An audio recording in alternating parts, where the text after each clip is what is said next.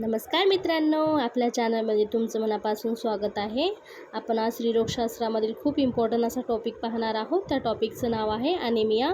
Video skip न करता शेवटपर्यंत बघा व चॅनलला सबस्क्राईब करायला विसरू नका। चला तर आपण बघूया ॲनिमिया म्हणजे काय।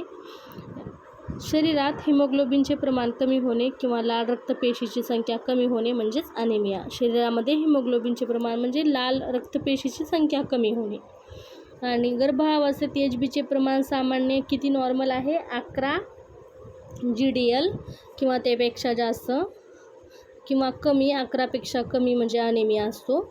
ॲनिमियाचे प्रकार गंभीरतेनुसार सौम्य, मध्यम आणि गंभीर असे 3 प्रकार पडतात। सौम्यमध्ये किती एचबी असायला पाहिजे 10 ते 10.9 असायला पाहिजे। मध्यममध्ये 7.9 ते 9.9 असायला पाहिजे आणि गंभीरमध्ये 7 जर ॲनिमिया झाला तर खूप गंभीर सिव्हिअर ॲनिमिया म्हणतात त्याला। त्याच्यामधील फरक पाहूया। सामान्य रक्तपेशी आणि ॲनिमियाच्या रक्तपेशी।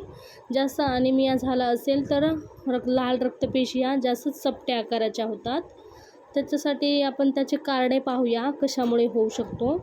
यामध्ये आहारात फॉलिक ॲसिडची कमी, विटॅमिन B12ची कमतरता, कृमी संक्रमण, पोटातील जंत, वारंवार होणारे रक्तस्राव, लहान वयात गर्भधारणा, कमी कालावधीत वारंवार गर्भधारणा, काही आजार, मलेरिया, TB, थॅलेसेमिया इत्यादी हे कारणामुळे ॲनिमिया होऊ शकतो। गर्भावस्थेतील ॲनिमियाचे परिणाम पाहूया आपण। आईवर आणि बाळावर होणारे। आईवर काय काय होतं ते पाहूया। थकवा येणे, अशक्तपणा येणे, चक्कर येणे, डोके दुखणे, हृदय ठोके वाढणे, प्रसूती, जास्त रक्तस्राव होण्याचा धोका असणे, संक्रमण होण्याची शक्यता असते।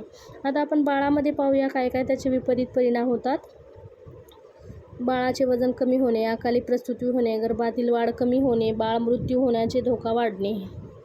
तर ॲनिमिया कसा होतो पाहूया। आहारात जर लोहाची कमतरता असेल तर शरीरातील लोहाचे शोषण कमी होतो आणि शरीरातील लोहाचे प्रमाण कमी होत असेल तर हिमोग्लोबिन कमी तयार होतो आणि त्याच्यामुळे ॲनिमिया होतो। त्यामध्ये आहाराचे स्रोत म्हणजे कशातून आपल्याला शाकाहारी स्रोत आणि मांसाहारी स्रोतमधून भेटतो आयर्न ते पाहूया। हिरव्या पाले म्हणजे भेटतो मेथी, पालक, चवळीची पाने, कडधान्य, मूग, मसूर, चणा, गूळ, तीळ, शेंगदाणे, सुकामेवा, किशमिश, खजूर, रागी, नाचणी।